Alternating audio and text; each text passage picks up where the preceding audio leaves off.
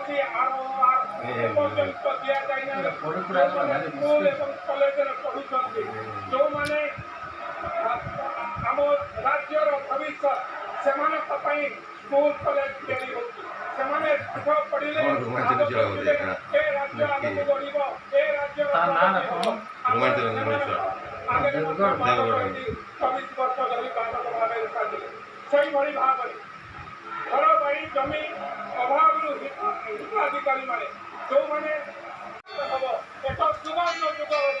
ଆପଣ 24 ବର୍ଷ ଧରିକି ଶାସନ କରୁଥିଲେ, ଏ ସରକାରକୁ 5 ବର୍ଷର ସମୟ ଦିଅନ୍ତୁ। କେମିତି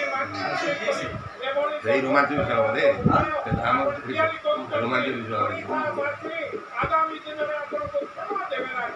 ତେଣୁ ଯୋଉ ନୂଆ ସରକାର ଆସିଛି ଓଡ଼ିଶାବାସୀଙ୍କର ସରକାର, ଆମ ମୁଖ୍ୟମନ୍ତ୍ରୀ ବା ଓଡ଼ିଶାବାସୀଙ୍କ ମୁଖ୍ୟମନ୍ତ୍ରୀ କାମ କରିବାକୁ ଯୋଉ ସଂକଳ୍ପ ରହିଛି, ଯୋଉ ଯୋଜନା ରହିଛି, ଏକ ରାଜସ୍ୱ ମନ୍ତ୍ରୀ ମହୋଦୟ ବସିଛନ୍ତି, ଘୋଷଣା କରିସାରିଛନ୍ତି ଓଡ଼ିଶାବାସୀଙ୍କ ପାଇଁ।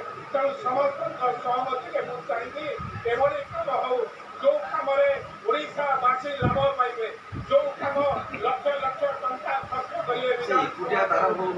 ବିଧାନସଭାକୁ ବନ୍ଦ କରିବା ପାଇଁ ଯୋଉ ଚକ୍ରାନ୍ତ ଆପଣମାନଙ୍କର ଚାଲିଛି, ଏ ବିଧାନସଭାକୁ କିଭଳି ଭାବରେ ବନ୍ଦ କରାଯିବ ଆପଣ ଭିତରେ କଥାବାର୍ତ୍ତା ହେଇକି ଆମକୁ ବନ୍ଦ କରିବାକୁ ଚେଷ୍ଟା କରୁଛନ୍ତି। ଏ କାମ କଲେ ଓଡ଼ିଶା मान्यवर विधायक श्री अश्विनी कुमार षडंगी। ବାଚସ୍ପତି ମହୋଦୟ बीजेपी सबुड़ा बीजेपी ଆଣିଥିବା 1768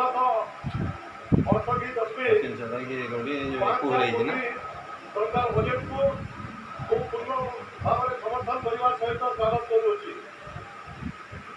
ବିରୋଧୀ ଦଳ ମାନ୍ୟବର ମନ୍ତ୍ରୀଙ୍କୁ ପ୍ରଶ୍ନ କରୁଛନ୍ତି, ଉତ୍ତର ମାଗୁଛନ୍ତି, କିନ୍ତୁ ଉତ୍ତର ଦେଲା ବେଳେ ପକ୍ଷପାତ କରୁଛନ୍ତି। ଆଜି ଯେତେବେଳେ